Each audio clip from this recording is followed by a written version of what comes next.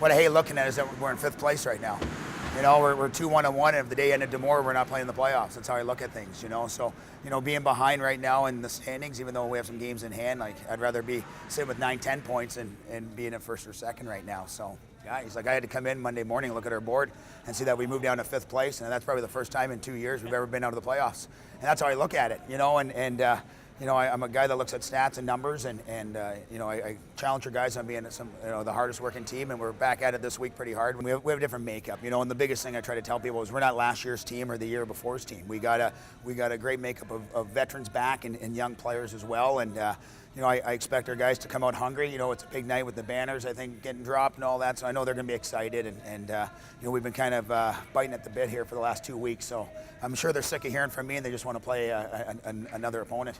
The reason why a lot of people don't like our team are our fans, because it's a tough venue to play in and we play tough hockey, and I think a lot of it goes to our fans. You know, our guys just, you know, it's so much nicer when you get home and you hear them cheering for you, and you know, after the game you see our players high-fiving the kids. I think that's what it's all about.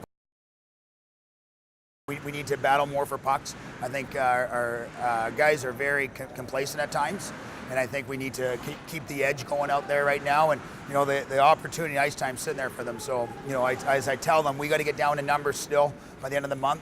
And you know, your opportunity's been there. So you know, don't look back on it and say, man, if I just would have worked a little harder, battled a little harder, I could have been here. So you know, I'm really going to stress our guys that we got to play some tougher hockey for sure.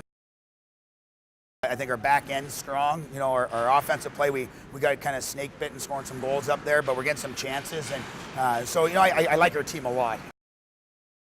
Well, I think you're going to see us, you know, transition from one game to the other and getting better and better.